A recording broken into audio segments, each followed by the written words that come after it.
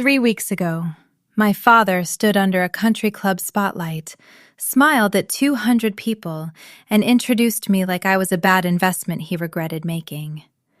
He called me his daughter, then made sure everyone understood I was the useless one.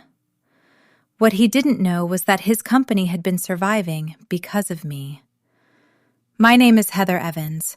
I'm 32 years old, and for most of my life, my family treated me like an extra chair they didn't know where to put.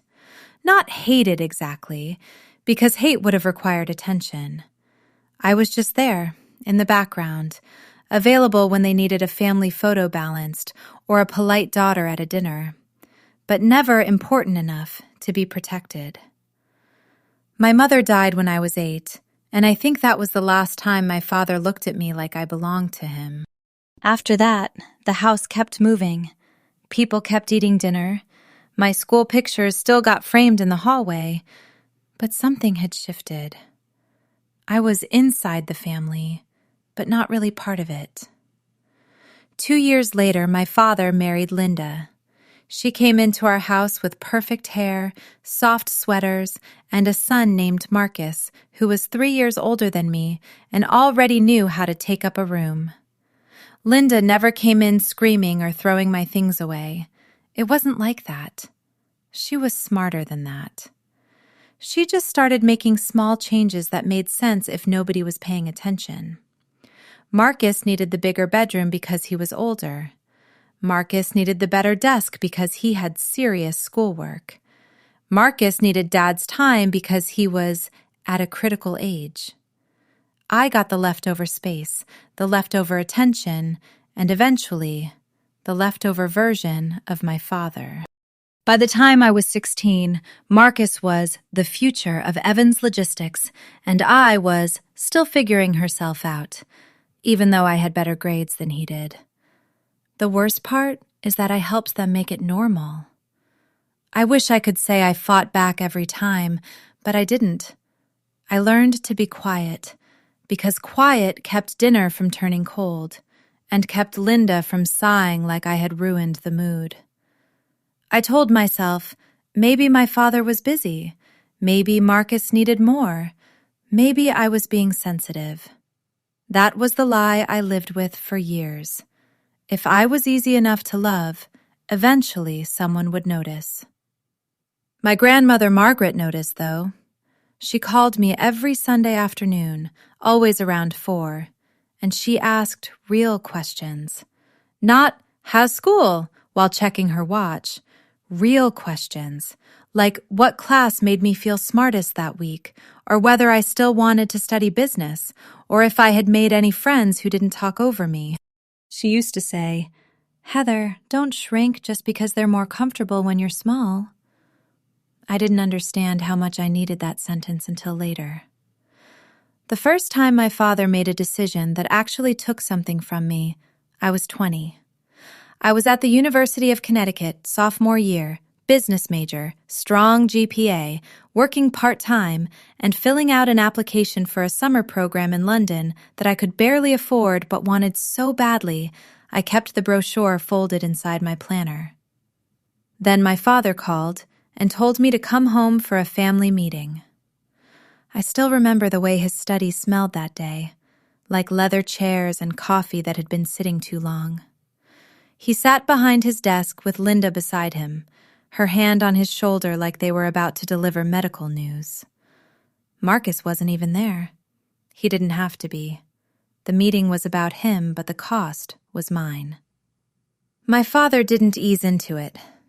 He said Marcus had been accepted into Wharton for his MBA, and the family needed to make sacrifices.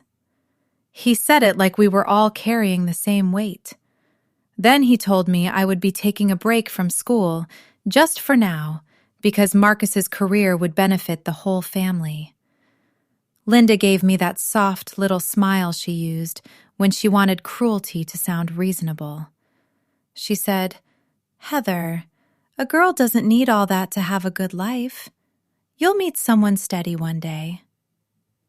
I remember staring at her hand on my father's shoulder and thinking, she actually rehearsed that. I asked my father about the promise he made my mother before she died, that he would make sure I finished school. His jaw tightened, and he said, "Circumstances change." That was it. No apology, no plan, no shame. Just 2 words that erased the future I thought I still had. I didn't throw anything. I didn't cry in front of them. I nodded like a person who had been trained not to make a scene, then went upstairs and sat on the edge of my bed until the room got dark. That was the night I understood something I should have understood earlier. My family wasn't asking me to sacrifice because there was no other choice. They were asking because they had already decided I was the easiest thing to spend. A week later, I packed a suitcase, took the $2,000 I had saved, and left for Boston without asking for permission. I didn't have a plan that sounded impressive. I had a cheap studio, a cafe job lined up, and one ugly little promise I made to myself in the back of a bus leaving Connecticut. I was never going to beg them to see me again. Boston did not save me in any pretty way. It was cold, expensive, and completely uninterested in my family drama. My first apartment was a 400-square-foot studio above a laundromat in Allston, and every night the radiator clanked like someone was hitting it with a wrench from inside the wall. I had one suitcase, one thrift store coat, and a mattress on the floor that made my back hurt. For dinner, I ate ramen, day-old bagels from the cafe where I worked morning shifts, and whatever soup was cheap enough to buy in bulk. I told people I was taking time off from school because saying my father took my tuition away felt too humiliating to explain out loud. For the first few months, I almost went back more times than I want to admit. Not because I missed the house.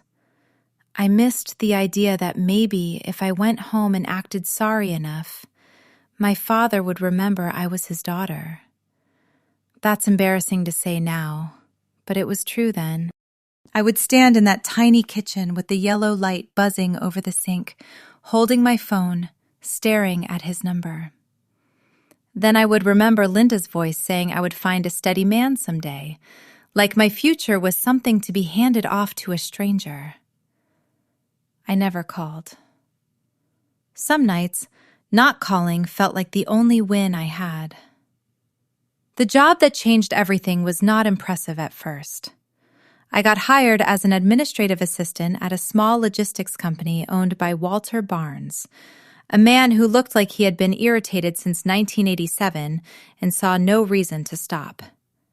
He was blunt, impatient, and terrible at pretending to be nice, which somehow made me trust him faster.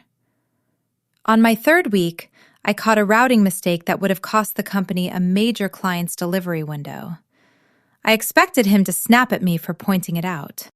Instead, he stood behind my desk, looked at the spreadsheet, then looked at me and said, "You understand this better than half the people I pay twice as much." It was the first time an adult outside my grandmother spoke to me like my brain was real. After that, I started learning everything I could. I stayed late to watch how warehouse schedules were built. I studied carrier contracts, billing errors, route maps, fuel surcharges, inventory systems, all the boring things nobody brags about at parties, but every company bleeds money over. At night, I took free online courses and wrote notes until my eyes burned. I didn't have a campus anymore, so I made one out of library Wi-Fi, free lectures, and mistakes I was too stubborn to repeat. Walter noticed, of course. He pretended not to, but he started handing me harder problems. Eventually, he moved me into operations support, then client analysis, then let me sit in on meetings where men in better suits talked over me until my numbers made them shut up. 4 years after I left Connecticut, I started Meridian Consulting with a used laptop, a rented desk in a co-working space, and a level of fear I hid by working constantly. I kept my name off anything public. No flashy announcement, no founder profile, no smiling professional photo on a website. I used company contacts, legal representatives, and later, when we were big enough, account managers. Part of that was strategy. Part of it was shame, if I'm being honest. I still didn't want my family finding out I was trying to build something, because I could already hear Marcus laughing about me playing businesswoman. So I stayed quiet and built anyway. Then my grandmother Margaret died when I was 30. I flew back to Connecticut for the funeral and sat near the back of the church, watching my father talk about family devotion like he had invented it. Linda cried into a tissue at exactly the right moments. Marcus shook hands like he was hosting a fundraiser. Nobody asked me to speak, and I didn't expect them to. Afterward, at the reception, I stood near a window with a paper plate I barely touched, while people told my father what a beautiful tribute he had given. I remember thinking that my grandmother would have hated the whole thing. She liked honesty.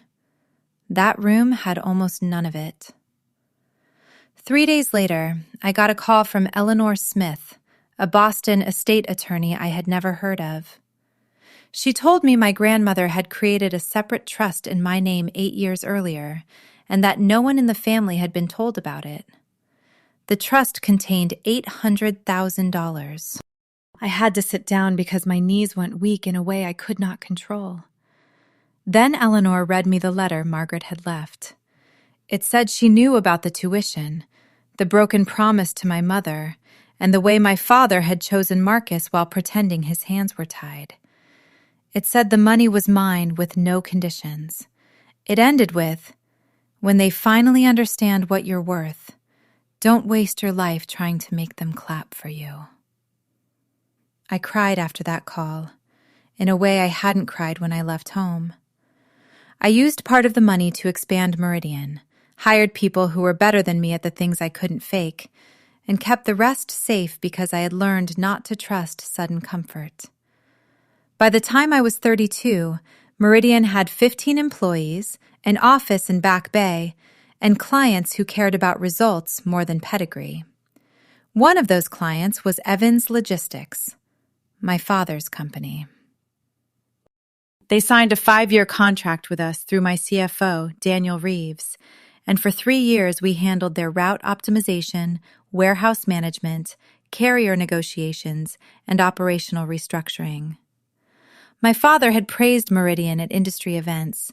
He had called us the backbone of his company. He had no idea he was praising the daughter he told everyone had no future. Then the gold-embossed invitation arrived for his retirement party at Fairfield Country Club. I held it over my trash can for a full minute, ready to drop it in and be done. But something in me, maybe pride, maybe exhaustion, maybe Grandma Margaret's voice, made me put it on my desk instead. I wasn't going because I wanted a reunion. I wasn't going because I thought he had changed. I went because I had spent 12 years being talked about like a loose end, and I wanted to see what my family said when they thought I still had nothing. The country club looked exactly the way I remembered it, which almost made it worse. Same long driveway with the trimmed hedges, same valet stand, same people stepping out of expensive cars like the building belonged to them. I wore a simple black dress, my grandmother's pearl earrings, and a watch I had bought myself after Meridian landed its first $1 million year. I'm mentioning that because Linda noticed all of it before she even said hello. Her eyes went from my shoes to my bag to my earrings, quick and sharp. Then her smile came on like a light switch. "Heather," she said, "you came. Your father wasn't sure you'd have something appropriate to wear." I smiled back because some habits take a while to die. I said, "That was kind of him to worry," and watched her blink like she couldn't tell if I meant it. Inside, the ballroom was packed. 200 people, maybe more, all polished and loud under crystal chandeliers. There were champagne towers, white tablecloths, a small stage with a microphone, and a giant photo of my father from some business magazine where he looked like a man who had never doubted himself in his life. Marcus was near the front, with a thin blonde woman on his arm, laughing too loudly while telling someone about his plans for Evan's logistics. My seat was at table 14, near the service entrance, with people who looked at my place card and then at me like they were trying to remember if I was a cousin or someone from accounting. The family table was right below the stage. Linda sat there. Marcus sat there. My father's golf friends sat there. There was no empty chair for me. I didn't feel shocked.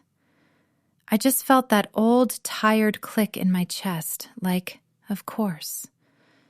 Even at his own retirement party, I had been placed close enough to be claimed, but far enough away not to count. The strange thing was, from that corner, I could hear almost everything. My father stood near the bar, holding court with a group of men in dark suits, and for a few minutes I listened to him talk about legacy, transition, and Marcus taking the company into its next chapter. Then one of the men asked about recent performance, and my father said Meridian Consulting had been transformative. He actually used that word. He said we had become the backbone of their operations, and whoever ran that company had a rare kind of mind. I took a sip of champagne because if I didn't put the glass to my mouth, I might have laughed. My phone buzzed right then. It was Daniel. Evans Logistics sent the renewal package again. Better terms this time. Waiting on your call. I stared at that message while my father, 10 yards away, praised a company he would have dismissed if he had known my name was on it. I was still looking at the screen when Aunt Susan found me at the bar. She was Linda's younger sister, the kind of woman who could turn concern into an insult without changing her tone. "Heather, wow, I almost didn't recognize you," she said, touching my arm like we were close. "Your father said you were still up in Boston doing something." I told her I owned a consulting firm. She gave me a soft, pitying look and said, "That's nice. Keeping busy is important." Then Uncle David joined in and told me Richard had said I was still finding my footing, especially after my emotional difficulties when I left school. That was when I understood the story they had been feeding people. I hadn't been pushed out. I had struggled. I hadn't been abandoned. I had been difficult. I hadn't built a company. I was keeping busy. I smiled through it because I could feel something hard settling in me, and I didn't trust myself to speak yet. Marcus found me on the terrace a few minutes before the speeches started. He came out with a drink in his hand and that smug little lean he'd had since high school, like every room had already agreed with him. "Dad's about to go up," he said. "Try not to make tonight about yourself." I turned and looked at him, really looked at him, and for a second I saw how much of his confidence had been fed to him by people who needed me smaller. He told me I had always been jealous, that I had run off to Boston because I couldn't handle real life, and that whatever little company I had started would probably fold sooner or later. I almost told him then. I almost said, "Marcus, your company is sending renewal papers to my office while you stand here calling me a failure." But I didn't. Some truths need the right room. So I just said, "After tonight, you're going to wish you'd been quieter," and walked back inside while he laughed behind me. The speech started exactly the way I expected. My father thanked employees, partners, old mentors, the country club staff, almost everyone except the people who had ever told him no. He praised Linda for standing beside him. He praised Marcus as the future of Evans Logistics, and the room applauded like they were watching a crown pass from one head to another. Then his eyes found me. I saw the decision happen on his face before he opened his mouth. He smiled that public smile, the one people mistook for warmth, and said, "And of course, my daughter Heather is here tonight." The spotlight swung toward table 14. My stomach tightened, but I kept my face still. He said, "No degree, no real career, still freeloading off the family in her own way, but at least she showed up." People laughed. Not everyone, but enough. Enough for the sound to move through the room and land on me like a hand pushing my head down. I stood up before I had time to talk myself out of it.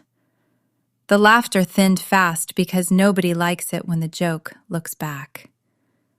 I picked up my champagne glass and raised it toward the stage. My father's smile twitched, just a little. I said, loud enough for the microphone to catch, "Congratulations on your retirement, Dad. 40 years is a long time to build a name." The room went quiet in pieces, table by table.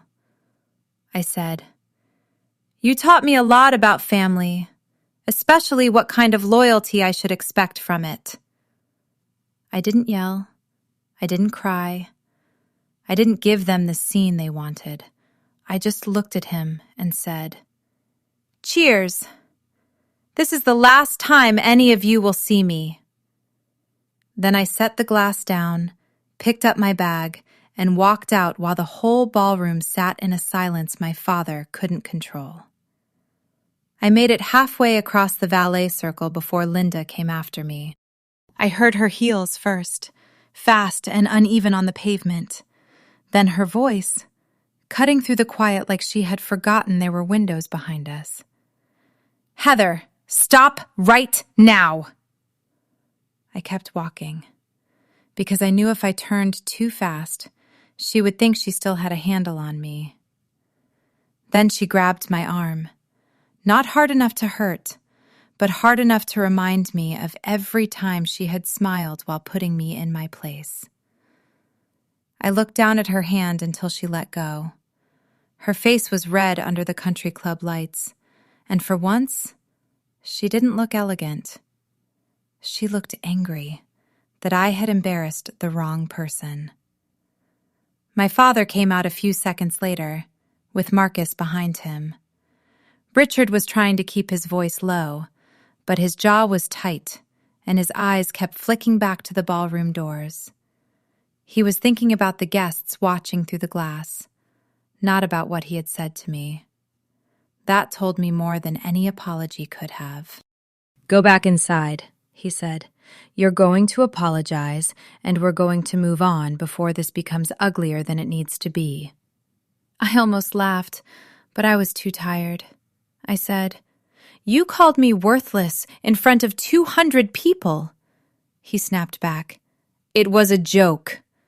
Marcus stepped in with this irritated little breath and said, "You always do this. You turn everything into proof that you're a victim." That line should have hurt more than it did. Mostly, it confirmed that Table 14 had not been an accident. The speech had not been an accident. The version of me they had sold to that room had been planned long before I walked in.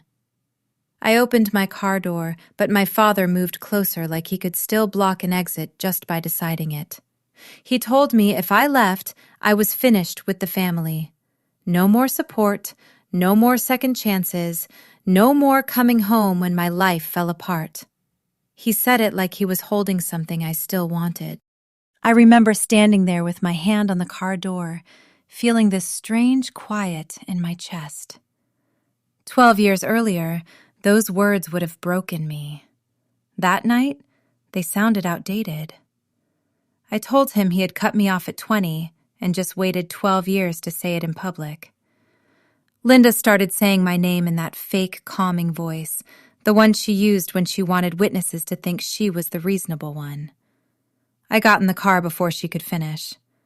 As I pulled away, I saw my father in the rearview mirror, standing under the portico in his retirement tuxedo, looking furious and confused, like a man who had lost control of a room he thought he owned.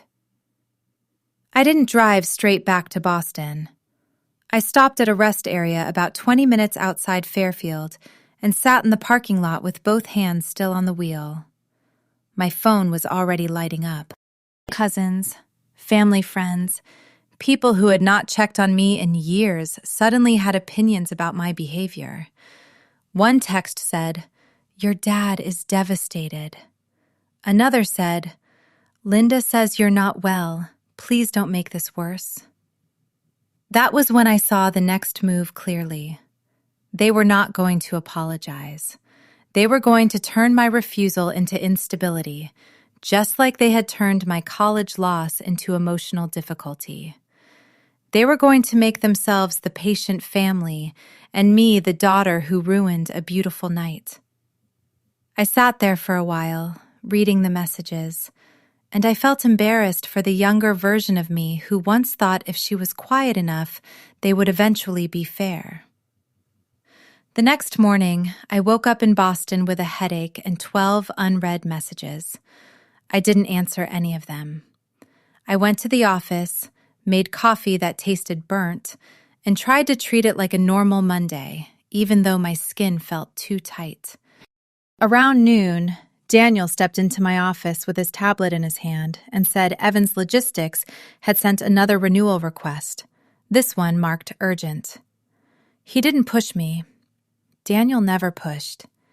He just closed the door and said, "Do you want this to stay business, or has it become personal enough that business needs to change?"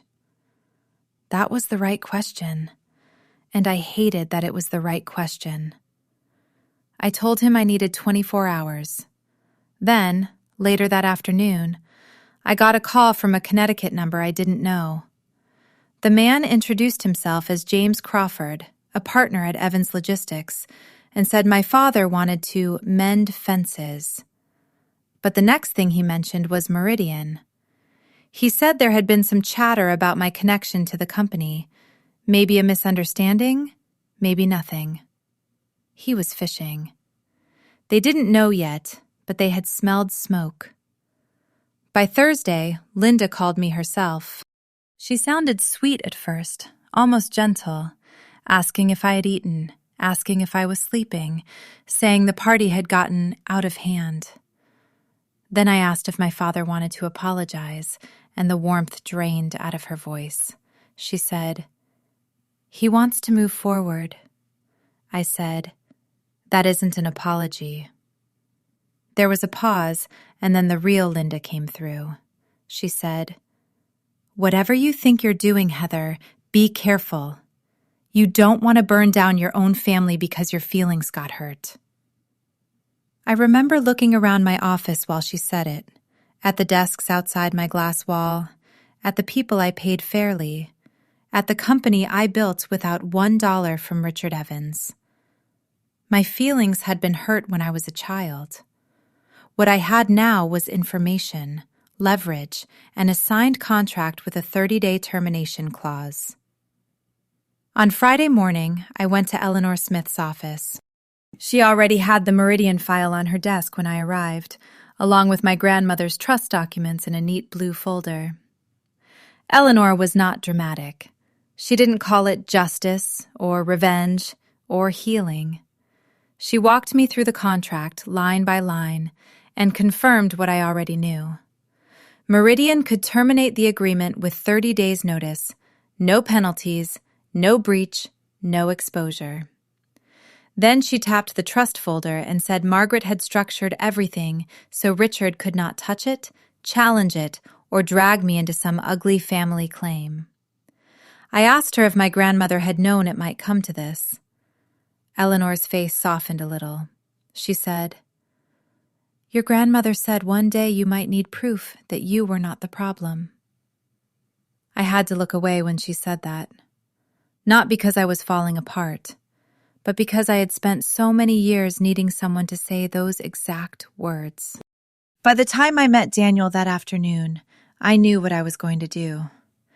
We sat in Meridian's conference room with the Evans Logistics projections on the screen, and the numbers were brutal in a very plain way. Without us, they would lose a huge part of their operational efficiency within weeks. Replacing us would not be quick, and Marcus would inherit the problem right as he was trying to look like a visionary. Daniel asked me one more time if I was sure. I told him to draft the termination notice, clean and professional, with no accusations and no emotion. Then I opened a blank document and started writing a separate letter to my father. Not long, not messy, not begging for anything. Just the truth he had spent 12 years making sure he never had to hear. I wrote that letter 7 times. The first version was angry enough that I could barely recognize myself in it. The second was too clean, like I was writing to a client instead of the man who had taken my education and then mocked me for not having one. By the 7th version, I stopped trying to make him feel what I had felt. I just wrote what was true. I told him Meridian Consulting was mine. I told him I had built it, owned it, and kept my name off it because I knew exactly what he would do if he found out too early. I told him that for 3 years, the daughter he called a freeloader had been helping keep his company profitable. Then I told him the contract was ending because I was done letting my work support people who laughed when I walked into a room. I also told him about Grandma Margaret's trust. Not all of it, because he didn't deserve every private piece of her love for me, but enough. I wrote that she knew about the tuition decision, that she knew I had been pushed out of school so Marcus could be lifted higher, and that she had done what he refused to do. She invested in me. I signed the letter Heather Margaret Evans because I wanted him to see the name clearly.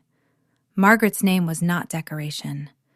It was the part of me my family had not been able to erase. I printed the letter, put it in a separate envelope with a copy of Meridian's incorporation documents, and set it beside the formal termination notice Daniel had prepared. I didn't sleep much that night. I wasn't scared exactly.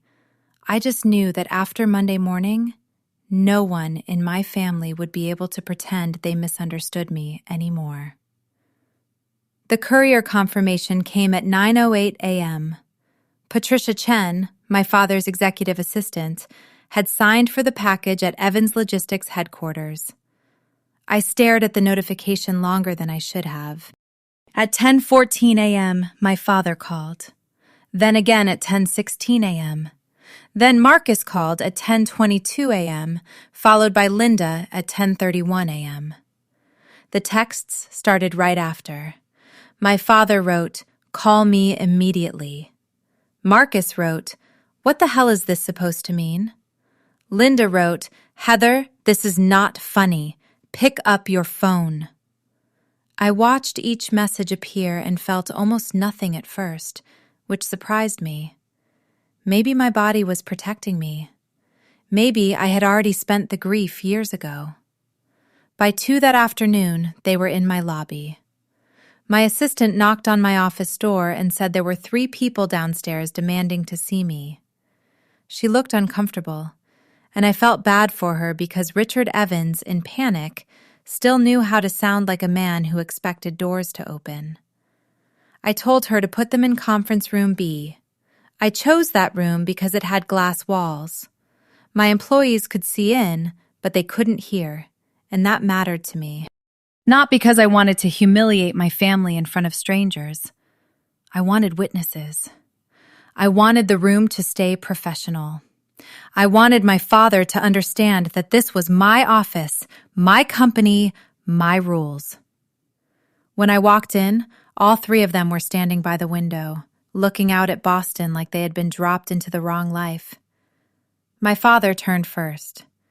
He looked older than he had at the party, and I don't mean softer, I mean smaller, like the room had measured him and found him less impressive than he expected. Marcus started talking before I sat down, waving the letter like evidence of a crime. "You can't just do this," he said. "Do you understand what this does to us?"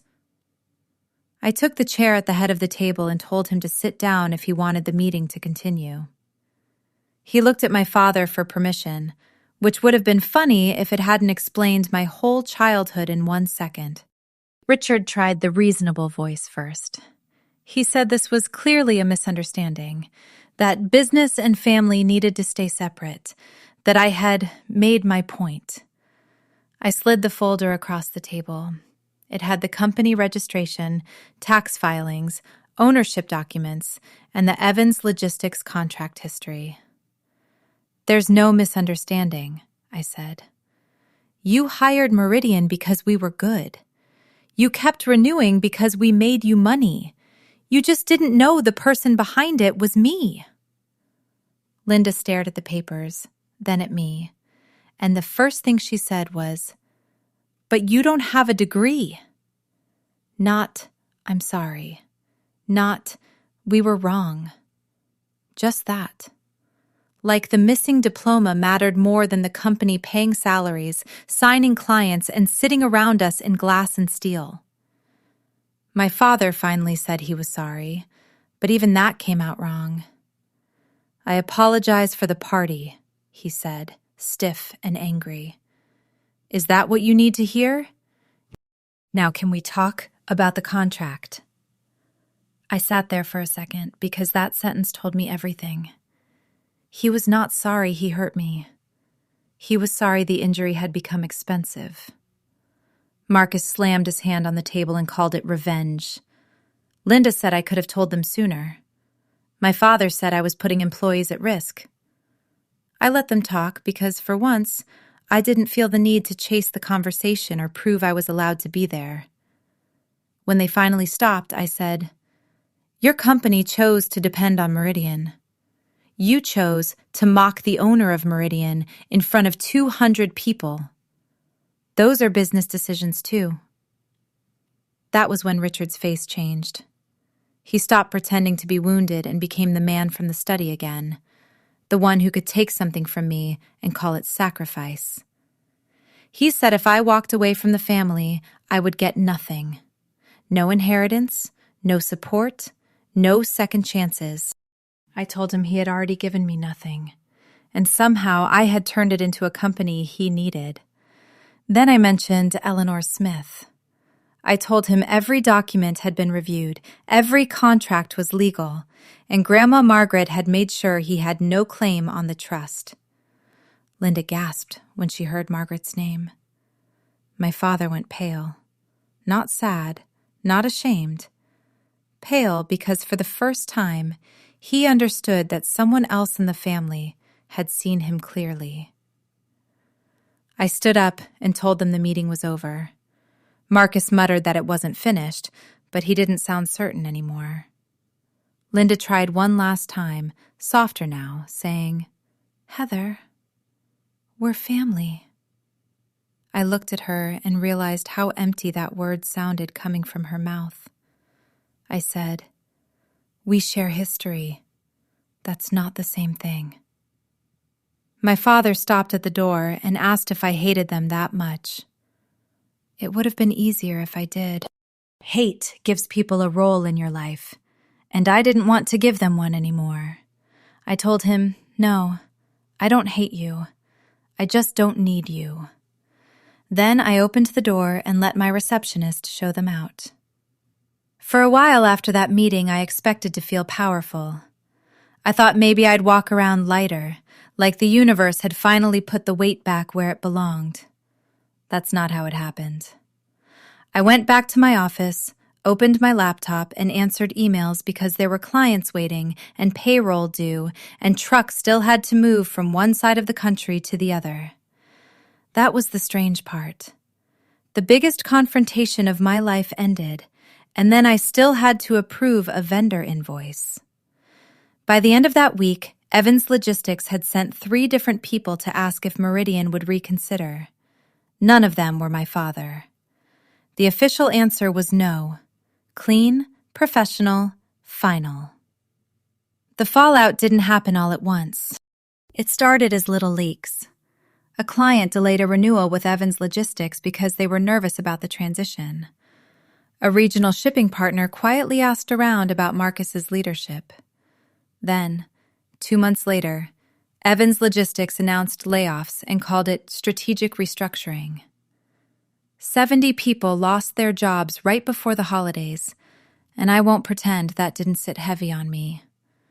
I had made a legal business decision, and I still knew real people were paying for choices they didn't make. But what I also knew was this.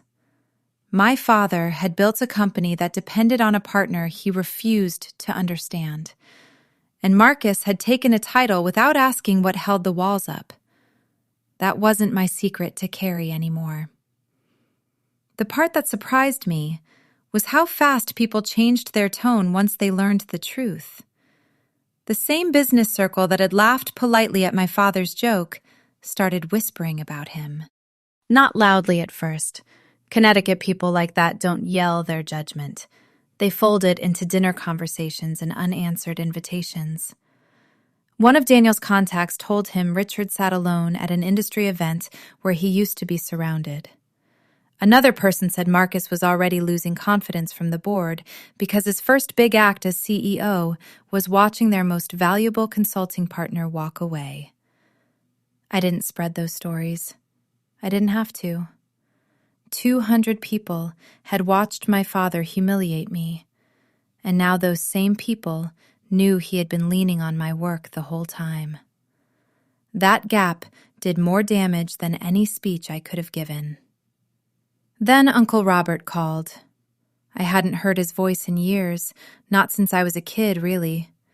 He was my father's younger brother, the one everybody called unreliable because he painted instead of going into business.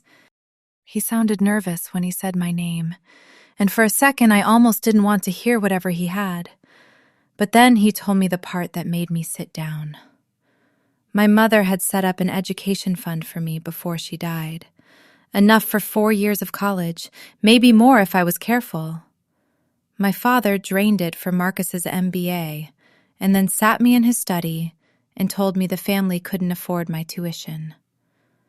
Robert said Margaret found out later, and that was why she created the trust. I just sat there with the phone in my hand, staring at my office wall, because suddenly the old wound had a different shape. It wasn't neglect. It was theft dressed up as sacrifice. I wish I could say I handled that news gracefully. I didn't. I hung up with Robert, locked my office door, and cried harder than I had in years. Not because of the money exactly, even though the money mattered. I cried because my mother had tried to protect a future for me, and my father had taken it, then let me feel ashamed for losing it. That kind of realization doesn't make you feel triumphant. It makes you feel like you need to go back and hug the younger version of yourself who kept wondering what she did wrong. Later, Robert and I started having dinner once a month. He told me stories about my mother that nobody else had bothered to keep alive for me. She was stubborn, funny, a little impatient, and apparently, she once told Richard he confused control with leadership. I liked knowing that. 6 months after the party, I started therapy with Dr. Patel in Beacon Hill. I didn't go because I was falling apart. I went because I was tired of being held together by anger, work, and discipline. In our first session, she asked if I regretted ending the contract. I told her no, and I meant it.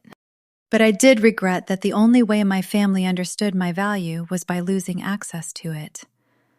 That was the part I kept coming back to. I had spent years thinking I wanted them to finally see me, but when they did, it was only because I had become useful in a way they could measure.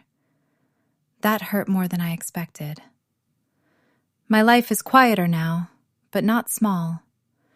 Meridian replaced the Evans contract with 3 smaller clients, which actually made us more stable. Daniel became COO because he had earned it 10 times over. We moved into a bigger office with a view of the harbor, and I kept my grandmother's photo on my desk, right beside the first contract Meridian ever signed. I still visit her grave once a month. I bring flowers, tell her what's happening at the company, And sometimes I tell her the things I'm still too embarrassed to say to anyone else. The last time I went, I brought a copy of our new client roster and set it under the vase for a minute, like she could check my work. It probably sounds silly, but it felt right.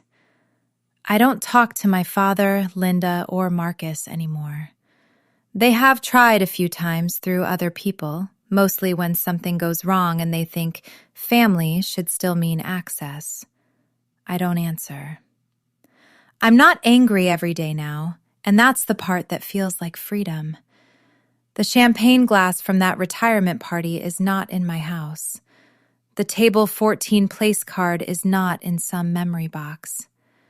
I didn't keep souvenirs from the night they embarrassed me. I kept the letter from my grandmother, though, folded in my desk drawer, because it reminds me that at least one person saw me before I had anything impressive to show. So, no. This story didn't end with my father begging in a parking lot or Marcus losing everything overnight. Real life is usually messier than that. It ended with me learning that walking away can hurt and still be the right thing. It ended with a company still running, a name I built myself, and a family story I no longer let other people tell for me. If you've ever been made into the weak one, the difficult one, the embarrassing one, I hope you hear me when I say this. Sometimes, the strongest thing you can do is stop auditioning for people who already decided not to clap. If this story stayed with you, please like the video, share it with someone who needs to hear it, and subscribe for more stories like this. I'd really like to know what you think. Have you ever had to walk away from family to protect your peace? Do you think Heather was right to end the contract, even knowing other people would be affected? And what would you have said to Richard in that conference room?